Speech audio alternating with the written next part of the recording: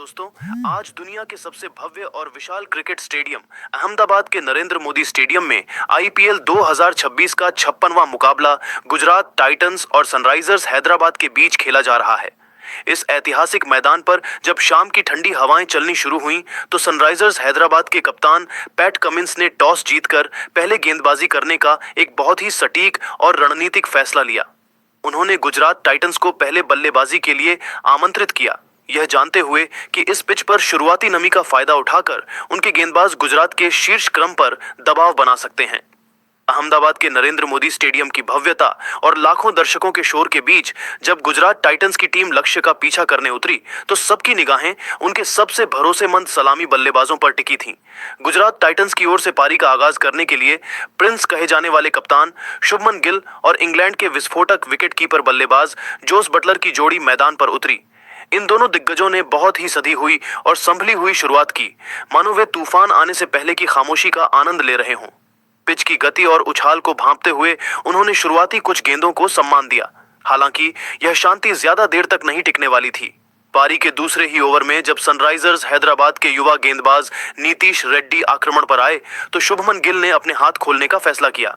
गिल ने रेड्डी की एक बाहर निकलती हुई गेंद पर अपनी क्लास दिखाई और एक कड़क दर्शनीय चौका जड़कर अपने आक्रामक इरादे साफ कर दिए। उस एक शॉट की गूंज पूरे स्टेडियम में सुनाई दी और ऐसा लगा कि गिल आज एक लंबी और यादगार पारी खेलने के मूड में हैं। प्रशंसक झूम उठे थे और हैदराबाद के गेंदबाज दबाव महसूस करने लगे थे।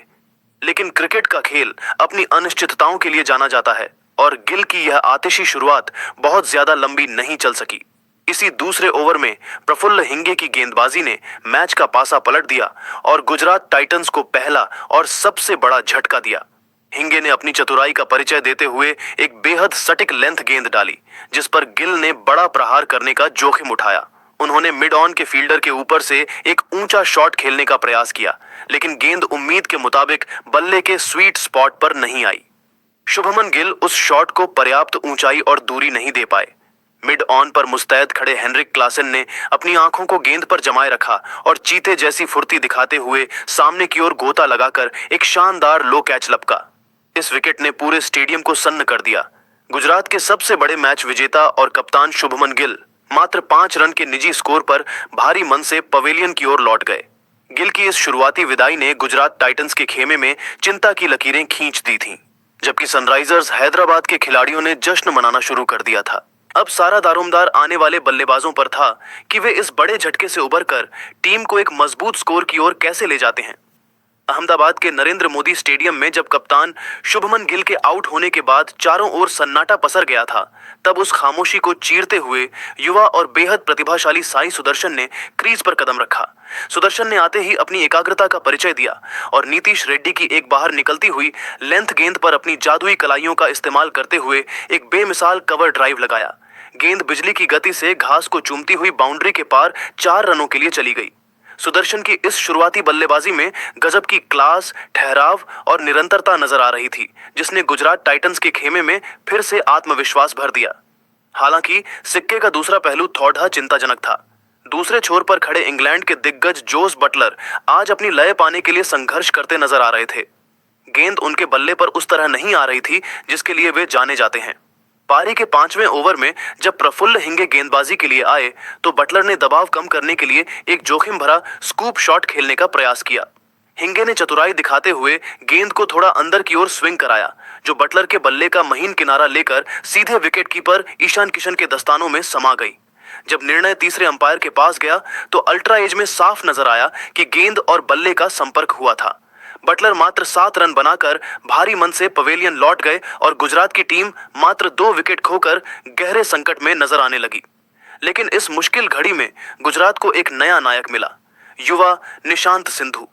सिंधु ने क्रीज पर कदम रखते ही किसी भी तरह के रक्षात्मक खेल के बजाय सीधे आक्रमण का रास्ता चुना। उन्होंने आते ही प्रफुल्ल हिंगे की गति का इस्तेमाल करते हुए एक शानदार और करारा चौका जड़ा। सिंधु का आत्मविश्वास यहीं नहीं रुका। उन्होंने अगले ओवर में नीतीश रेड्डी की एक शॉर्ट गेंद को भांपते हुए मिड विकेट के ऊपर से एक गगनचुंबी छक्का जड़ दिया। इस शॉट ने यह साबित कर दिया कि यह युवा खिलाड़ी आज किसी बड़े और ऐतिहासिक स्कोर के इरादे से मैदान पर उतरा है, निशांत सिंधु की बल्लेबाजी का सबसे रोमांचक पल तब आया जब उन्होंने एक अविश्वसनीय रैंप शॉट खेला। गेंद बल्ले से लगकर बाउंड्री की ओर तेजी से गई, जहां प्रफुल्ल हिंगे ने अपनी पूरी ताकत झोंकते हुए एक शानदार गोता लगाया। हिंगे की यह कोशिश फील्डिंग का एक बेहतरीन नमूना थी, जिसने निश्चित रूप से रनों को रोकने का प्रयास किया। लेकिन सिंधु की टाइमिंग इतनी सटीक थी कि दबाव पूरी तरह से हैदराबाद के गेंदबाजों पर शिफ्ट हो गया। सिंधु और सुदर्शन की इस जोधी ने अब गुजरात की पारी को न केवल संभाला था, बल्कि उसे एक विस्फोटक मुद्दा पर लाकर खड्डा कर दिया था। स्टेडियम में मौजूद हजारों प्रशंसक अब इस युवा योद्धे के हर शॉट पर झूम रहे थे। अहमदाबाद के भव्य नरेंद्र मोदी स्टेडियम में जब मुकाबले का रोमांच अपने चरम की ओर बढ़ने लगा, तब पारी के 9वें ओवर में सनराइजर्स हैदराबाद के कप्तान पैट कमिंस ने खुद मोर्चा संभालने का फैसला किया। कमिंस ने अपनी अनुभवी गेंदबाजी और रणनीतिक सूझबूझ का परिचय देते हुए गुजरात टाइटंस को तीसरा और बेहद गहरा झटका दिया। उन्होंने निशांत सिंधु को अपनी गति और उछाल से चकमा दिया। सिंधु ने बड़ा शॉट खेलने का प्रयास किया, लेकिन गेंद सीधे हेनरिक क्लासेन के सुरक्षित हाथों में समा गई। निशांत सिंधु ने 22 रनों की एक छोटी मगर अत्यंत प्रभावी और आक्रामक पारी खेली, जिसने मध्य क्रम में गुजरात को जरूरी गति प्रदान की थी। सिंधु की विदाई के बाद अनुभवी ऑलराउंडर वॉशिंगटन सुंदर ने मैदान पर कदम रखा। सुंदर ने क्रीज पर आते ही बिना समय गंवाए अपने इरादे साफ कर दिए। उन्होंने पैट कमिंस की एक तेज रफ्तार गेंद पर एक क्लासिक और दर्शनीय स्ट्रेट ड्राइव लगाया, जिसने गेंद को बिजली की गति से बाउंड्री के पार 4 रनों के लिए भेज दिया। सुंदर के इस शॉट ने दिखा दिया कि वे आज केवल साथ निभाने नहीं, बल्कि रन बनाने के इरादे से आए हैं।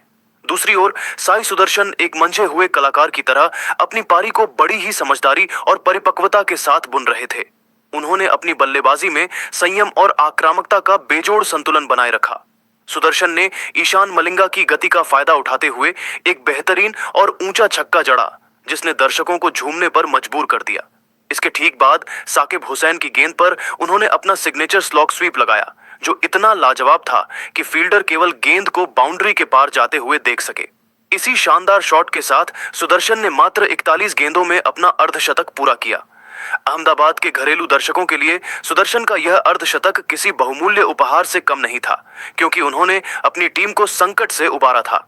मैच का रोमांच तब और बढ़ गया जब 13वें ओवर में युवा गेंदबाज शिवम कुमार आक्रमण पर आए, लेकिन अनुभवी वॉशिंगटन सुंदर ने उनके खिलाफ कवर्स के बीच के गैप को बड़ी ही खूबसूरती से भेदा और एक करारा चौका जड़कर अपनी बेहतरीन फॉर्म का परिचय दिया।